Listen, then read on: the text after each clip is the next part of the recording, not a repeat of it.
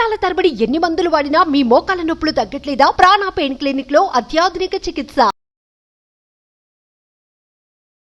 So what is pairing to you actually? ఈరోజు కష్టపడకుండా నేను చదవను సార్, నేను యూట్యూబర్ అవుతాను, నేను చదవను సార్, సోషల్ మీడియా ఎక్స్పర్ట్ అవుతాను, నేను చదవను సార్, నేను ఇన్ఫ్లుయెన్సర్ అవుతాను, ఒకేసారి నాకు 100 కోట్లు రావాలి. పూర్గా ఉన్న వాళ్ళు ఖచ్చితంగా బిలియనీర్ అవ్వలేరు అని ఎక్కడైనా ఉందా? యాక్చువల్గా చెప్పాలంటే లవ్ ఫెయిల్యూర్ కాదు. నీకు ఒక పర్సన్ నీ లైఫ్లో కొత్తగా వచ్చి నీకు తెలియని నువ్వు కూడా మోసపోబడతావు, నిన్ను కూడా మోసం చేయొచ్చు. ఈ మధ్య కాలంలో సూసైడ్స్ చాలా ఎక్కువ అవుతున్నాయి. అందులో మగ పిల్లలు ఎక్కువ శాతం సూసైడ్లు చేసుకుంటున్నట్టు మనకు తెలుస్తోంది. సూసైడ్స్ కానీ మెజారిటీ ఇప్పుడు వచ్చేది మాత్రం అకాడమిక్స్ అని నేను చెప్తాను.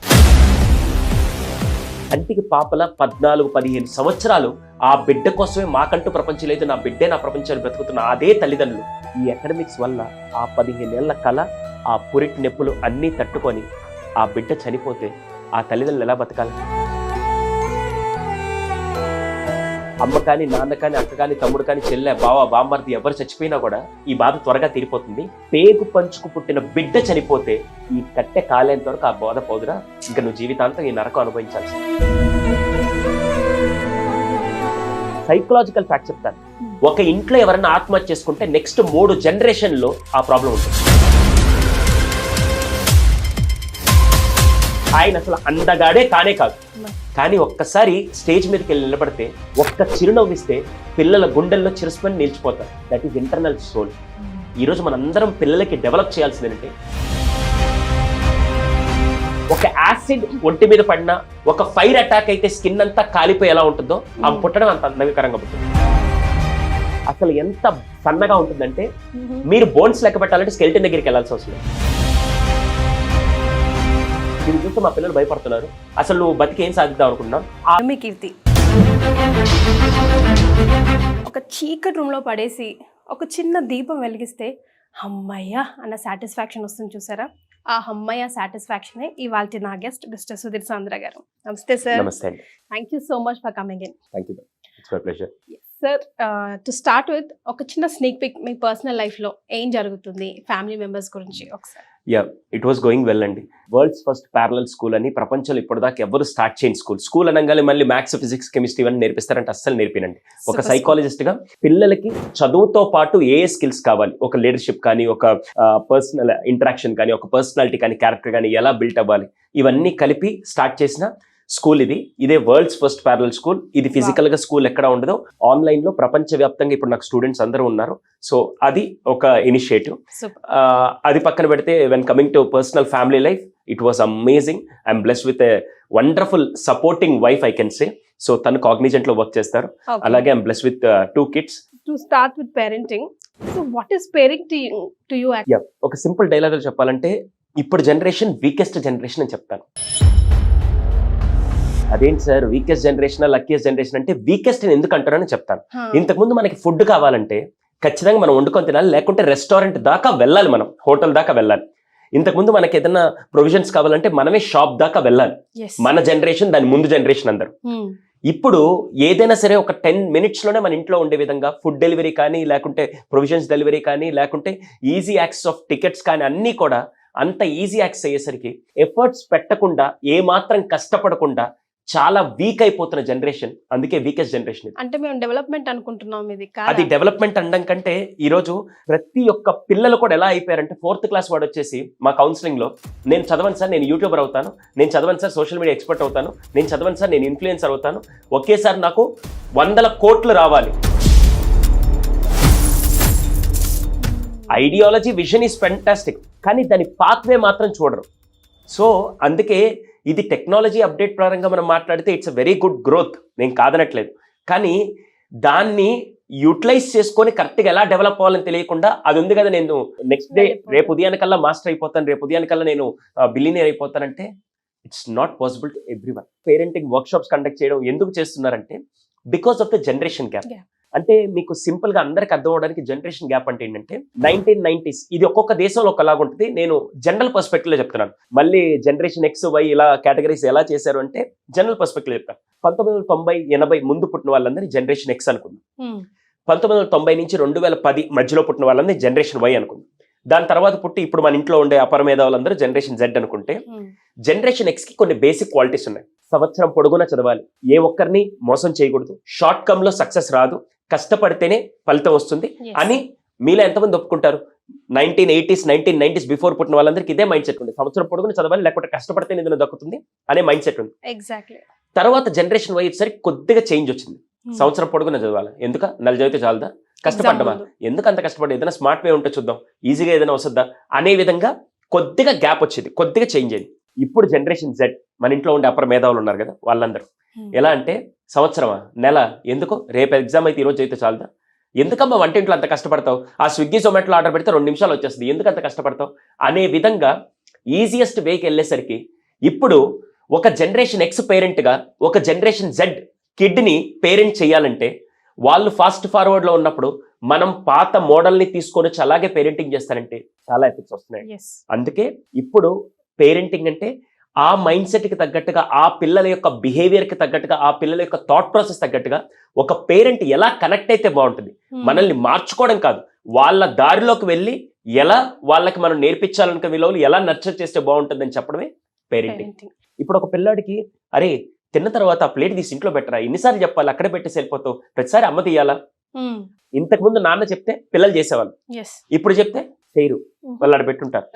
అలా కాకుండా నేను తిన్న తర్వాత నా ప్లేటు, మా ఆవిడ తిన్న తర్వాత వాళ్ళ ప్లేట్ పెట్టేసి, నాన్న we have done our job, మేమిద్దరం మా ప్లేట్స్ పెట్టేసాం, so it's your turn, it's your turn.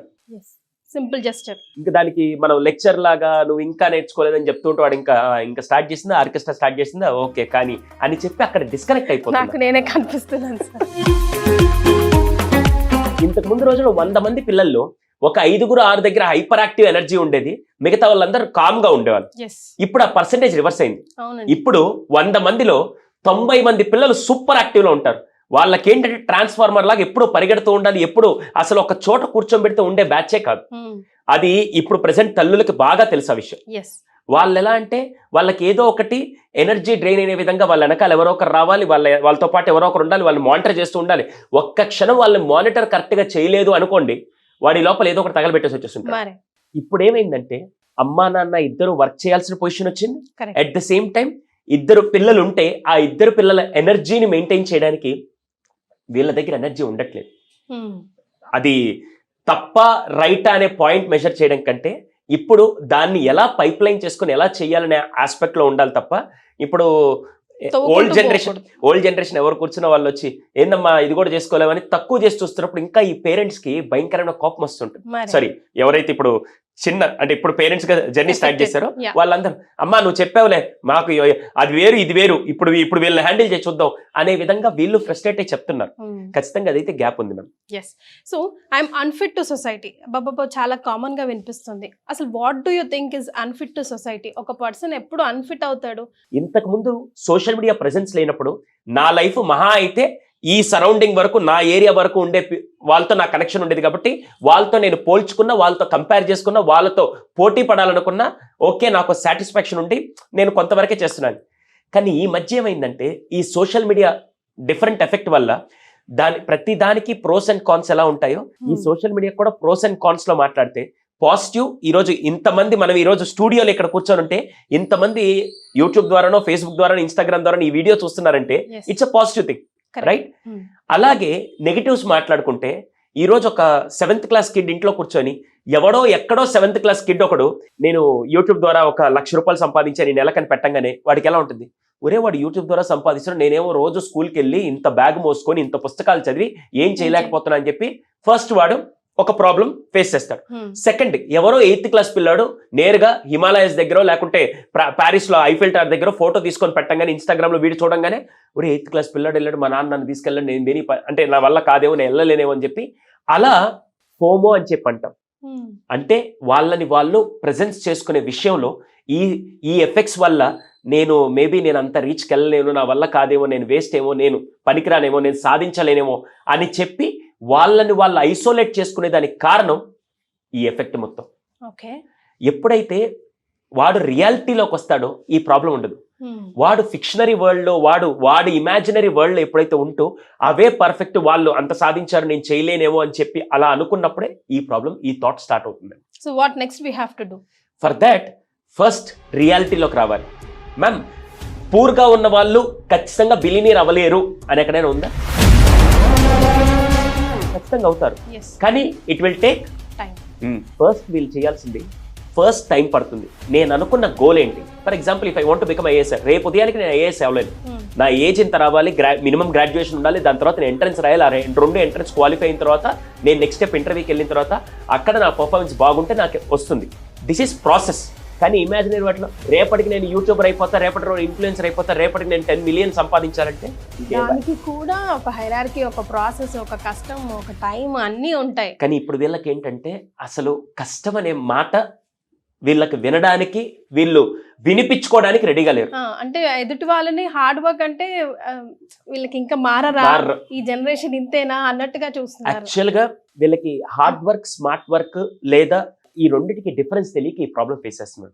Hard work అంటే ఏంటంటే గొడ్డులాగా పని చేయడం, లేకుంటే మనిషి శ్రమిస్తూ పని చేయడం అనే రాంగ్ నోషన్ లో ఉండిపోయారు. స్మార్ట్ వర్క్ అంటే నార్మల్ గా ఈజీగా ఏ మాత్రం కష్టపడకుండా పని చేయడం అనే, ఇది రాంగ్ మిత్ యాక్చువల్.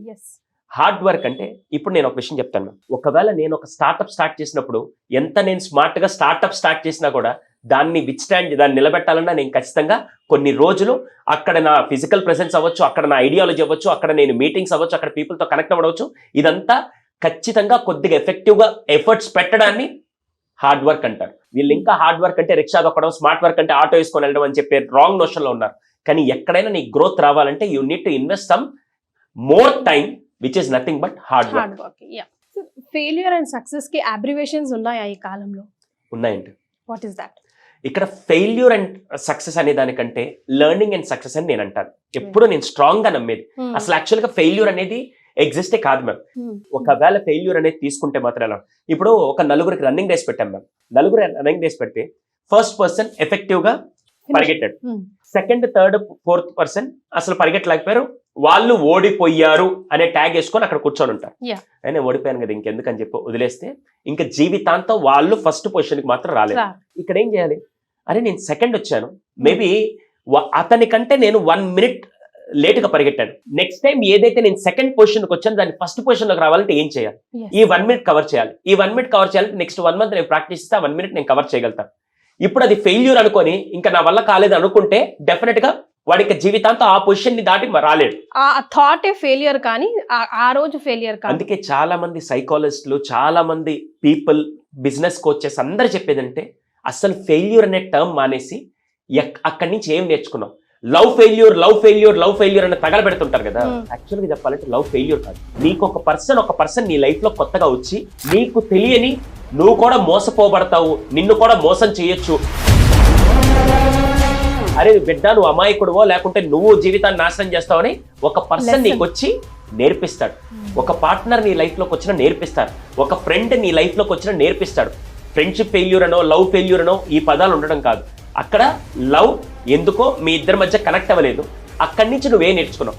నెక్స్ట్ పర్సన్తో నువ్వు కనెక్ట్ అయ్యేటప్పుడు ఏ ప్రికాషనరీ మెజర్స్ నువ్వు తీసుకోవాలి అనే విధంగా ఎప్పుడైతే ఆలోచిస్తారో డెఫినెట్ గా ఫెయిల్యూర్ అనేది ఉండదు. కానీ ఫెయిల్యూర్ అనుకుంటే మాత్రం మీ కాన్ఫిడెన్స్ తగ్గిపోతుంది. ఫెయిల్యూర్ అనుకుంటే మాత్రం జీవితాంతం మన పర్సనాలిటీ మొత్తం డౌన్ అవుతూ వస్తుంది. అలా కాకుండా సంథింగ్ ఏదైనా లెర్న్ ఫ్రమ్ ఇట్, ఎస్ అది కనుక చేస్తే, so definition of failure and success మాట్లాడితే మాత్రం లెర్నింగ్ అండ్ సక్సెస్ ఇదే నేను నేర్చుకున్నాను. నా లైఫ్లో కూడా చాలా బాగా హెల్ప్ అయిందంటే, నేను స్టార్టింగ్ 2-3 స్టార్ట్అప్స్ చిన్న బిజినెస్ చేశాను, ఫెయిల్ అయ్యాను, దాని నుంచి నేను నేర్చుకున్నాను. ఈరోజు ఇంకో న్యూ 2 స్టార్ట్అప్స్ నేను స్టార్ట్ చేశాను. It was going fantastic. So learning అనే ఆస్పెక్ట్ మాత్రమే చాలా మంది తెలుస్తుంది. ఫెయిల్యూర్ అనే ఆస్పెక్ట్ ఎవడైతే గ్రో అవుతున్నాడో వాడి లైఫ్ లో ఫెయిల్యూర్ ఉండదు. ఆ వెరీ థాటే ఫెయిల్యూర్ అనుకోవాలి తప్ప life doesn't end there, in fact starts there. కాకుంటే చిన్నప్పటి నుంచి మనకి ఎఫ్ అనే పదం చిన్నప్పటి నుంచి ప్రోగ్రెస్ రిపోర్ట్లో, మార్కుల షీట్స్లో అన్నిట్లో రాయబట్టి ఫెయిల్యూర్ అనేది ఒక ఎగ్జిస్ట్ అవుతుంది. అలా కాకుండా చిన్నప్పటి నుంచి కనుక మేబీ ఈ రన్నింగ్ రేస్లో నువ్వు సెకండ్ వచ్చావు, ఎందుకు సెకండ్ వచ్చో కారణాలు రాయి. ఈ సెకండ్ రాకుండా నెక్స్ట్ టైం కొద్దిగా నీ పర్ఫార్మెన్స్ పెంచాలంటే ఏమేం చేయొచ్చు అనేది చిన్నప్పటి నుంచి కనుక నర్చర్ చేస్తుంటే ఈరోజు మన ఇద్దరు ఇక్కడ కూర్చొని ఫెయిల్యూర్ అనే పదం మాట్లాడే వాళ్ళం కాదు. సో ఓన్లీ లెర్నింగ్ అనే మైండ్ సెట్ ని పిల్లలకి చిన్నప్పటి నుంచి డెవలప్ చేయాలి. Super sir. ఈ మధ్య కాలంలో సూసైడ్స్ చాలా ఎక్కువ అవుతున్నాయి. అబ్జర్వ్ చేస్తే above or like below 25 years పిల్లలే, అందులో మగ పిల్లలు ఎక్కువ శాతం సూసైడ్లు చేసుకుంటున్నట్టు మనకు తెలుస్తుంది.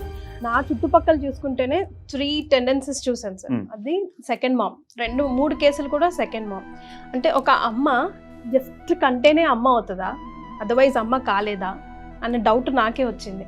అసలు 3 days ఆ బాడీ హ్యాంగ్ అయి ఉందంట. అసలు వాడు తిన్నాడా లేదా కూడా పట్టించుకునే నాదుడు లేడు.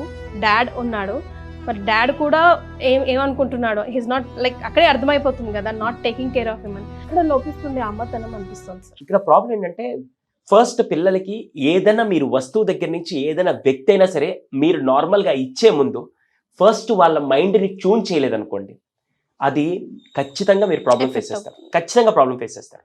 అందుకే సెకండ్ మ్యారేజ్ చేసుకోవాలంటే చాలా మంది పిల్లల గురించి పిల్లల్ని ట్రైన్ చేసి పిల్లలకి ఫస్ట్ ఏమి లాగ్ అవుతుంది, దేనికోసం ఇది నేను చేస్తున్నాను అనే విషయాన్ని ప్రాపర్గా నర్చర్ చేయకపోతే మాత్రం ఈ టైంలో చాలా ప్రాబ్లం ఫేస్ చేస్తారు. ఒక పాప 4 ఏళ్ల పాప, మదర్ ఫాదర్ కొట్టుకుంటూ ఉన్నారు. ఎంత భయంకరంగా అంటే ఆ పాప రోజు చూస్తూ ఉండేది, రోజు ఏడుస్తున్నాడు 4 ఏళ్ల పాప. ఒకానొక టైంలో ఇద్దరు విడిపోదాం అని చెప్పి మదర్ లగేజ్ అంతా సర్దుకొని నేరుగా గేట్ దగ్గరికి వచ్చేసారు. గేట్ బయట ఉంది, డోర్ ఇక్కడ ఉంది, ఫాదర్ కుర్చీలో కూర్చోన్నారు. ఈ పాప డోర్ ని పట్టుకొని ఏడుస్తూ ఉంటే మదర్ అక్కడి నుంచి, నువ్వు నాతో వస్తావు మీరు నాతో ఉంటావా, ఇంకా డిసైడ్ చేసుకో. 4 ఏళ్ల పాప ఏం డిసైడ్ చేసుకుంటుంది? ఆ పాప అప్పుడే ట్రామాలకు గురైంది. దాని తర్వాత ఈ పాప ఇంకేం చేయాలి తెలియక ఏడుస్తూ నాన్న దగ్గరికి వచ్చి కూర్చుంటే ఏ మాత్రం కనికరం లేకుండా ఆ తల్లి వెళ్ళిపోయింది, అయిపోయింది. ఈ ఫాదర్ ఆ పాపని ట్రైన్ చేయకుండా, ఆ పాపకి ఏం తెలియకుండా వెళ్ళిపోయింది కదా, నువ్వు లేకపోతే నేను బతకలేనా, నాకు ఇంకో పెళ్లి కాదా అని చెప్పి ఈ తండ్రి వెళ్ళి పెళ్లి చేసుకున్నాడు. ఈ పాప జీవితాంతం ఆమెని అమ్మలాగా యాక్సెప్ట్ చేయలేదు. ఈమె యాక్సెప్ట్ చేయట్లేదు కాబట్టి ఆమె కూడా ఈమెను ఎప్పుడు కూతురులాగా చూడలేదు. సినిమాల్లో చూపించిన విధంగా టార్చర్ లాగా వెళ్తే ఈ అమ్మాయి ఇప్పుడు 24 సంవత్సరాలు అయినా కూడా ఇంకా ఆ బ్యాక్ ఎండ్ లో ఆ ట్రోమాకి అంతా గురవుతుందంటే కారణం she was not trained are ఆ థాట్ కల్టివేట్ చేయకుండా ఆ గ్యాప్ అలాగే కంటిన్యూ చేయించారు. సో ఇది ఫస్ట్ కేసు ఉంటుంది. ఇలాంటి ఫస్ట్ చేయకపోతే ఇది ప్రాబ్లం వస్తుంది. సెకండ్, మీరు అడిగిన దానికి suicides, there are different reasons for suicides, కానీ మెజారిటీ ఇప్పుడు వచ్చేది మాత్రం అకాడమిక్స్ అని నేను చెప్తాను. 10th లోపల పిల్లలు ఎక్కువ ఆత్మహత్యలు చేసుకోరు, గ్రాడ్యుయేషన్ తర్వాత పిల్లలు ఎక్కువ ఆత్మహత్యలు చేసుకోరు. 10th నుంచి గ్రాడ్యుయేషన్ దాకా ఈ 6 to 7 years లో ఎక్కువ మంది. ఎందుకు అంటే అప్పుడే వాళ్ళు అడాలసెన్స్ ఏజ్కి వస్తూ, అంటే టీనేజ్ నుంచి అడాలసెన్స్ ఏజ్కి వస్తూ అప్పుడే వాళ్ళలో hormonal changes, physical changes, psychological changes అన్నీ గ్రో అవుతున్నప్పుడు వాళ్ళని ఒక రూమ్లో పెట్టి నీ తలరాతిదే, నీ బతికేదే, ఈ 4 పుస్తకాలు తప్ప ఇంకా జీవితం లేదు అనే విధంగా తీసుకొస్తున్నప్పుడు, ఒకవేళ ఆ 4 పుస్తకాల్లో వాడు అనుకున్న మార్కులు రాకపోయినా 4 పుస్తకాలు వాడి జీవితాన్ని డిజైన్ చేయలేవని తెలిసిన అప్పుడు సెకండ్ థాట్ వాడికి ఇంకెప్పుడు ఎవరు నేర్పించలేదు కాబట్టి వాడికి ఇంకా నేను దేనికి పనికిరా అని చెప్పి అలా ఈరోజు దాదాపుగా ఒక కొడుకు ఆర్ కూతురు ఎవరైనా సరే 9 నెలలు తల్లి కడుపులో నరకం అనుభవించి మరి అసలు పిల్లలు లేక చాలా మంది నరకం అనిపిస్తే భగవంతుడు నాకు ఆశీర్వాదం ఇచ్చాడని చెప్పి ఒక బిడ్డని కడుపులో 9 నెలలు మోయడమే నాకు తెలిసి ఆ తల్లికి జీవితంలో ఏదైనా పెయిన్ ఒకటి ఉంటే అదే నాకు తెలిసి. 9 నెలలు బిడ్డని మోస్తూ బిడ్డకి ప్రసవించేటప్పుడు కూడా నేను చచ్చిపోయినా కూడా బాగుండనే పెయిన్ని తట్టుకొని ఒక్కసారిగా బిడ్డకి జన్మనిచ్చిన తర్వాత కంటికి పాపల 14-15 సంవత్సరాలు ఆ బిడ్డ కోసమే మాకంటూ ప్రపంచం లేదు, నా బిడ్డే నా ప్రపంచాన్ని బ్రతుకుతున్న అదే తల్లిదండ్రులు ఈ అకాడమిక్స్ వల్ల ఆ 15 ఏళ్ల కళ, ఆ పురిటి నొప్పులు అన్నీ తట్టుకొని ఆ బిడ్డ చనిపోతే ఆ తల్లిదండ్రులు ఎలా బతకాలి? ఈరోజు చాలా మందికి ఆ కడుపు కోత ఎంత నరకంగా ఉంటుంది తెలుసా? వీడు ఇంటర్మీడియట్ పాస్ అవ్వకపోయినా దేశానికి వచ్చే నష్టం లేదు, డిగ్రీ ఫెయిల్ అయినా ఈరోజు ప్రపంచానికి వచ్చే నష్టం ఏమీ లేదు. కానీ వాడు ఎప్పుడైతే ఆత్మహత్య చేసుకుంటాడో, నేను ఇప్పటికీ ఒకటి చెప్తాను, ఆ తల్లి కడుపు కోత ఏ బిడ్డ అయితే అర్థం చేసుకుంటాడో వాడి జీవితంలో చావడం. బాబు మోహన్ గారు ఒక ఇంటర్వ్యూలో మంచు లక్ష్మి గారితో ఒక ఇంటర్వ్యూలో ఒక చాలా అద్భుతమైన డైలాగ్ చెప్పారు. బాబు మోహన్ గారికి ఆ కడుపు కోతుంది, ఆయన ఏడుస్తూ ఉంది. ఎన్నేళ్ళు ఏడ్చారంటే ఇప్పటికీ ఎక్కడైనా గుర్తొస్తే ఏడ్చే అంత పెయిన్ ఆయనలో ఉంటుంది. ఒకరోజు అలాగే ఏడిస్తే తనికెళ్ళ భరణి గారు వచ్చి ఆయన దగ్గరికి వచ్చారు. అరే బాబు మోహన్, ఎడవకరా, అమ్మ కానీ నాన్న కానీ అక్క కానీ తమ్ముడు కానీ చెల్లె బావ బామ్మర్ది ఎవరు చచ్చిపోయినా కూడా ఈ బాధ త్వరగా తీరిపోతుంది. పేగు పంచుకు పుట్టిన బిడ్డ చనిపోతే ఈ కట్టె కాలేంత వరకు ఆ బాధ పోదురా, ఇంకా నువ్వు జీవితాంతం ఈ నరకం అనుభవించాల్సి. ప్రాణం చచ్చిపోతే ఒక్క నిమిషం పట్టదు, ఊపిరి ఆగిపోవడానికి ఒక్క నిమిషం పట్టదు. కానీ అదే ఊపిరి పోయడానికి తల్లికి 9 నెలలు పట్టింది. డాక్టర్ జీవితాంతం కష్టపడితే కూడా ఊపిరి పోయడానికి కష్టపడతారు. అటువంటి ప్రాణాన్ని, ఆ ప్రాణం తీసుకున్న తర్వాత పోయేవాడికి పెద్ద ప్రాబ్లం ఉండదు. ఆ పదంలో ఒకటి ఉంది మ్యామ్, సూసైడ్ అనే దాన్ని మాట్లాడితే తెలుగులో మాట్లాడితే ఆత్మహత్య అంట. నీ ఆత్మను నువ్వు చంపేసి నీ కుటుంబాన్ని మొత్తం హత్య చేయడమే ఆత్మహత్య. ఇంకో విషయం చెప్పమంటారా, సైకలాజికల్ ఫ్యాక్ట్ చెప్తాను. ఒక ఇంట్లో ఎవరైనా ఆత్మహత్య చేసుకుంటే నెక్స్ట్ 3 జనరేషన్లో ఆ ప్రాబ్లం ఉంటుంది. ఫర్ ఎగ్జాంపుల్ నేను మీకు స్టాట్స్ లో చెప్తాను. మేము వచ్చినప్పుడు కేస్ స్టడీ, ఒక సైకలాజికల్ కేసు వస్తే కూడా మేము ఫస్ట్ అడుగుతాం, మీ ఇంట్లో ఎవరైనా ఆత్మహత్య చేసుకుని ఎందుకు అడుగుతాం అంటే, ఫర్ ఎగ్జాంపుల్ నా కజిన్ సిస్టర్ లేదా నా సొంత సిస్టర్, టచ్వుడ్ లేరు, నాకెవరు లేరు సిస్టర్, కానీ నార్మల్గా ఓకే, నా సొంత సిస్టర్ తను చదవలేక ఇంజనీరింగ్ డిగ్రీలో ఆత్మహత్య చేసుకుంది. చిన్నప్పటి నుంచి నా ఫొటోస్ అలా ఫ్యామిలీ ఫొటోస్ అన్ని ఉంటాయి కదా. నా పాప పుట్టింది. పాప పుట్టిన తర్వాత నేను నార్మల్ గా ఆల్బమ్స్ అన్ని చూపిస్తున్నప్పుడు ఎవరు అని అడిగింది.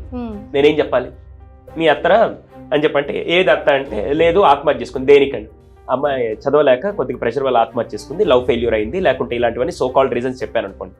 ఇప్పుడు ఆ పాప మైండ్ లో నేను ఏమి ఇంజెక్ట్ చేసినట్టు అంటే, ఫెయిల్ అయితే ఆత్మహత్య చేసుకోవాలి, లవ్ లో ప్రాబ్లం వస్తే ఆత్మహత్య చేసుకోవాలి, మ్యారేజ్ బాగాలేకపోతే ఆత్మహత్య చేసుకోవాలి అనే ఒక థాట్ ఇంజెక్ట్ చేశానంటే నెక్స్ట్ 3 జనరేషన్స్ ఇది ఒక ఆత్మహత్య. నువ్వు పుట్టుక్కన మూసుకుంటే పోయే ప్రాణాన్ని మనం ఆలోచిస్తాం, కానీ పోయిన తర్వాత నెక్స్ట్ కుటుంబాలు ఎంత బాధపడతాయో అది నిజంగా తెలిస్తే ఎవరు చేసుకోరు. పిల్లల్ని కూడా ట్రైన్ చేయాల్సింది, అరే అది లేకపోతే నెక్స్ట్ ఆప్షన్ ఏంటి, నెక్స్ట్ ఆల్టర్నేట్స్ ఏంటి అనే విధంగా ట్రైన్ చేస్తే ఈరోజు ఆత్మహత్య తగ్గించవచ్చు. బతకడం కష్టమా, చావడం ఈజీయా? ఇప్పుడు మనం వీఆర్ సిట్టింగ్ ఇన్ ఇంటర్వ్యూ, ఇది అయిపోయిన తర్వాత ఈ రోజు డేలో మీకు కొన్ని ఇంటర్వ్యూస్ ఉంటే, నాకు కొన్ని వర్క్స్ ఉంటే, నేను వెళ్ళి న్యూ పీపుల్ కలుస్తున్నప్పుడు నాకు వచ్చే కిక్ నెక్స్ట్ లెవెల్లో ఉంటుంది. ఎగ్జాక్ట్లీ. అది తెలియని వాళ్ళే ఆత్మహత్య ఈజీ లేకుంటే చావు ఈజీ అని వెళ్తారు. నాకు తెలిసి బ్రతకడం చాలా కష్టం, కానీ మనిషికి ఛాలెంజెస్ ఉంటేనే దాంట్లో కిక్ ఉంటుంది. మ్యామ్, ఎవరి క్రికెట్ మ్యాచ్ వస్తే మనం అన్ని పనులు పక్కన పెట్టేసి, ఇండియా ఎవరితో క్రికెట్ మ్యాచ్ ఆడితే అన్ని పనులు పక్కన పెట్టేసి టీవీలు కతుక్కుపోయి చావైనా రేవైనా గెలవాలరా అని చెప్పి నరాలు ఇలా వెళ్తాయంటే ఖచ్చితంగా పాకిస్తాన్, ఆస్ట్రేలియా అని మాట్లాడుకుంటాం. ఓకేనా? ఎందుకంటే అదే ఏదైనా తక్కువ కంట్రీతో ఆడితే ఏముందరు గెలిచిందా ఓకే అనే విధంగా ఉంటారు. ఎప్పుడైనా జీవితం కూడా ఎక్కువ కష్టాలు ఉంటేనే, ఎక్కువ అది ఉంటేనే దాంట్లో నుంచి బయటకు వచ్చి, ఎవరిదైనా సక్సెస్ స్టోరీ ఎప్పుడు బాగుంటుంది తెలుసా, వాడు ఎన్ని ఛాలెంజెస్ ఓవర్కమ్ చేస్తే వాడి సక్సెస్ స్టోరీ ఎంత బాగుంటుంది. ఇప్పుడు బాగా రిచెస్ట్ పర్సన్ ఎవరైతే ఉన్నాడో వాళ్ళ కొడుకు నేను ఇన్ని కష్టాలు పడ్డానంటే, నీకేం కష్టాలు, అంత బాగుంది కదా నీకు పాత అంటారు. సో డిఫరెన్స్ ఏంటంటే, చావు అనే దానికంటే బ్రతకడంలో ఉండే ఛాలెంజెస్ తో రోజు కిక్ని ఎంజాయ్ చేయడం నెక్స్ట్ లెవెల్. 100% true sir. స్పెషల్గా ఉమెన్, గర్ల్ చైల్డ్ని అడ్రస్ చేస్తూ బాడీ షేమింగ్కి కూడా చాలా డిప్రెస్ అయిపోతూ, ఇంట్రోవర్ట్గా ఉండిపోతూ రకరకాల ప్రాబ్లమ్స్ ఫేస్ చేస్తూ ఉన్నారు. సో ఎస్, అవి మనం అవాయిడ్ చేయలేము. అయానో భయానో మనకు వస్తూ ఉంటాయి అలాంటి కమెంట్స్. బట్ అంత గ్రేస్ఫుల్గా యాక్సెప్ట్ చేయడం ఎలా? How to train our minds? నిన్నే నేను ఒక క్లాస్ కూడా చేశాను, బులింగ్ అని చెప్పి. బులింగ్ అంటే అది వాళ్ళు కామెంట్ చేస్తారు, నువ్వు నల్లగున్నావే, నువ్వు బండగున్నావే అని చెప్పి. పర్టికులర్గా మగవాళ్ళకు అనుకో, వాళ్ళు పెద్దగా పట్టించుకోరు.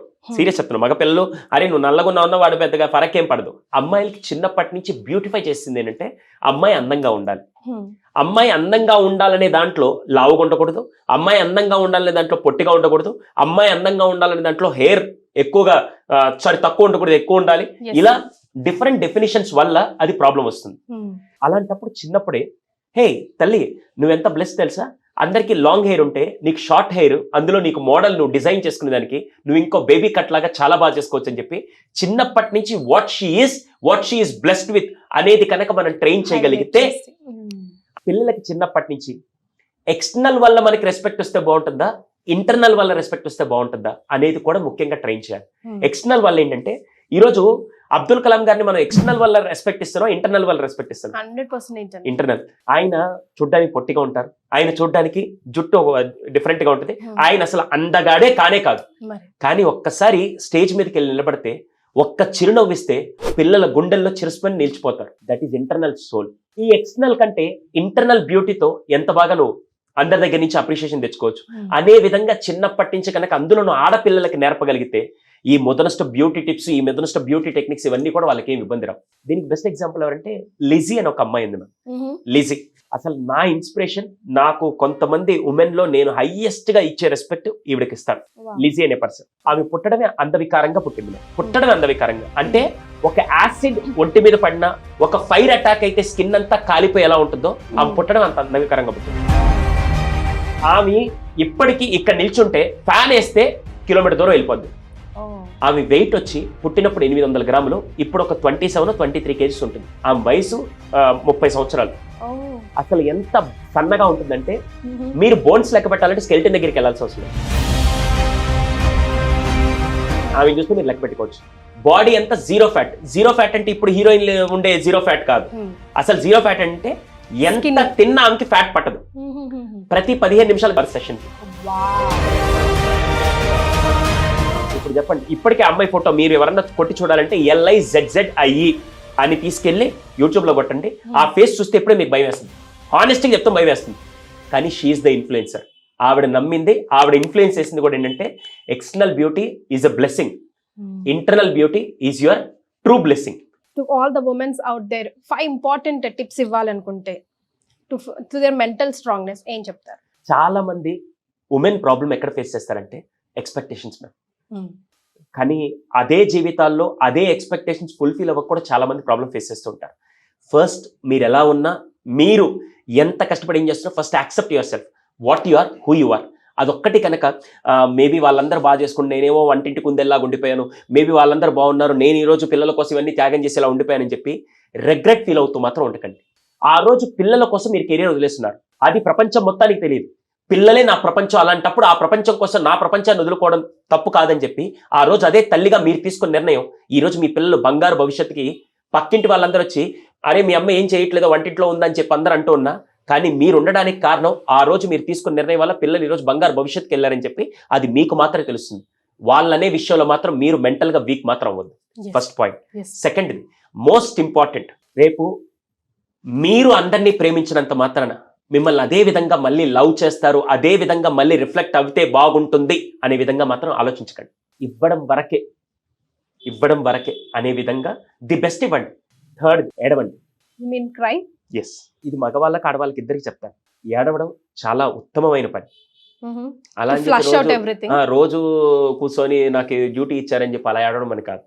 ఎప్పుడైనా బాధ కలిగినప్పుడు వీలైతే భర్త దగ్గర ఏడవండి, భర్త కాకుంటే పిల్లల దగ్గర ఏడవండి. వాళ్ళిద్దరూ వినట్లేదంటే మీరు ఒంటరిగా కూర్చొనినా అది వెంట్ అవుట్ చేయండి. ఏడవలేకపోతే పుస్తకం తీసుకొని రాయండి. ఇది పర్టికులర్గా ఉమెన్ ఎక్కువ సైకలాజికల్ ట్రామా గురవడానికి కారణం ఏంటంటే they will undergo so many things. ఇప్పుడు నేనే ఉన్నాను, వామిటింగ్ వస్తున్నప్పుడు ఇలా పెట్టేసుకుంటే ఎలా ఉంటుంది? కక్కకుండా ఇలాగే పెట్టేసుకుంటే ఐ డోంట్ ఫీల్ కంఫర్టబుల్. అదే వామిటింగ్ చేసుకోవచ్చు 2 minutes I will be very comfortable. Venting out is very important. అది నేను చెప్పాల్సి వస్తలేదు. ఈరోజు చాలా మంది ఆడవాళ్ళు భర్తకు తెలియకుండా, పిల్లలకి తెలియకుండా కేవలం వంటింట్లో వాళ్ళ కన్నీళ్లు మగ్గి పెట్టుకున్న వాళ్ళు చాలా మంది ఉన్నారు. ఫోర్త్ వన్, మోస్ట్ పవర్ఫుల్, మీరు చేయగలిగితే ఇది మాత్రం, మీరు ఎన్ని సాక్రిఫైసులు చేశారు ఒక్కసారి మొత్తం బాగా మీకే గుర్తుంది, ఇంకెవ్వరికి గుర్తులేదు. కానీ ఒకటి మాత్రం గుర్తుపెట్టుకోండి, లాస్ట్ అండ్ ఫైనల్, మీరు ఎప్పుడూ కూడా వేరే వాళ్ళ మీద డిపెండెంట్ అవ్వకుండా ఇండిపెండెంట్ ఉండడానికి ఖాళీగా ఉన్న టైంలో ఏదో ఒక స్కిల్ అయితే మాత్రం నేర్చుకోండి. మీరు ఉద్యోగం మానేశారు, ఓకే, పిల్లల కోసం ఫెంటాస్టిక్. కానీ రేపటి రోజున అదే పిల్లలు, అదే ఫ్యామిలీ వచ్చి ఇంకో విషయంలో అమ్మ ఏదైనా చేస్తే బాగుంటుంది, లేకుంటే నేను వేరే వాళ్ళని డబ్బులు అడగాల, మా భర్త మీద డిపెండ్ అవ్వడం ఎందుకు, ఒకవేళ భర్తకి ఏదైనా జరగడం జరిగితే కుటుంబాన్ని మొత్తం లీడ్ చేయాల్సిన బాధ్యత ఎవరిది? ఆ మహిళదే. అందుకే ఒక్క స్కిల్ నేర్చుకోండి. ఏదో ఒక స్కిల్ మ్యాండేటరీ. దానికి ఉదాహరణ నేనే మ్యామ్. మా నాన్నగారు నేను 8th క్లాస్లో ఉన్నప్పుడు చనిపోయారు. మా అమ్మ అసలు అప్పటిదాకా చాలా మంది ఫ్యామిలీస్ హస్బెండ్స్ ఏం చేశారంటే భార్యని ఇంట్లో ఉంచి ప్రపంచానికి కూడా తెలియకుండా ఆమెకి ఏం పనులు నేర్పించకుండా అలా చేస్తే మా అమ్మ బయటకు వచ్చి ఏం చేయాలో తెలియలేదు. ఆ రోజు నేను మా అన్న ఇద్దరం కలిసి పని చేయబట్టి ఈ రోజు ఇక్కడ ఉన్నాం. Final one, self care, self love, self care. ఏదైనా సరే, మీరు తిన్నారా లేదా మీ భర్త అడగరు, మీరు తిన్నారా లేదా మీ పిల్లలు అడగరు, మీరు హెల్తీగా ఉన్నారా లేదా, మీకు ఆరోగ్యం బాగాలేకపోయినా మీరు వండి పెట్టాలి. ఏమైనా చేయాల్సింది మీరే చేయాలి. అది కూడా మళ్ళీ మా కోసం కాదు, అసలు మీకోసం కాదు, 200% మీరు చేయాల్సింది. కానీ ఎవ్వరు మనకి చెప్పరు. కానీ బాగా గుర్తుపెట్టుకోండి, ఉమెన్ స్ట్రాంగ్గా ఉంటేనే కుటుంబం స్ట్రాంగ్గా ఉంటుంది. మెన్ ఆల్రెడీ పడుకున్నా కూడా ఒకవేళ ఆర్థిక కష్టాలు వస్తాయి తప్ప, ఉమెన్ 4 రోజులు రెస్ట్ తీసుకుంటే స్తంభించిపోతుంది. సో సెల్ఫ్ కేర్, ఆ టైంలో మీరే టైంకి మీరే ఫుడ్ తినేయాలి, మీరే టైంకి మీరే మీ హెల్త్ని మీరు కాపాడుకోకుంటే మీరు ఇన్ని రోజులు ఏదైతే సాక్రిఫైస్ చేశారో, మీరు ఇన్ని రోజులు ఏదైతే పిల్లలు నా ప్రపంచాన్ని బ్రతికారో వాళ్ళకి ఎఫెక్ట్ అవుతుంది. కాబట్టి అక్కడ మిమ్మల్ని ఎవ్వరు చెక్ చేయరు. అక్కడ మిమ్మల్ని ఎవ్వరు మీరు ప్రోటీన్ ఫుడ్ తీసుకున్నారా, హెల్తీ ఫుడ్ తీసుకున్నారా, డైట్ ప్రాబ్లం ఏం లేదు. ఫస్ట్ మీ సెల్ఫ్ కేర్, మీ సెల్ఫ్లో మీకు ఇంపార్టెంట్. అది ఉంటేనే మీరు ఇంకా మెంటల్లీ స్ట్రాంగ్ అవుతారు. రైట్. ఈరోజు సిట్టింగ్ ఆపోజిట్ యూ నేను ఎన్నో క్వశ్చన్స్కి ఆన్సర్స్ తెలుసుకున్నాను, కానీ I'm running short of still questions in my mind. అంటే లైక్ లాట్ ఆఫ్ క్వశ్చన్, అబ్బా సుధీర్ సాంద్ర గారు వస్తున్నారా, ఇన్ని క్వశ్చన్స్ ఉన్నాయి, ఎంతమందికి అడ్రస్ చేయించాలి, మనకు వీలైనంత యునో వాళ్ళకి మోటివేట్ చేయించాలి అని ఉండింది. You gave whole of your time. Thank you so much for joining. Thank you.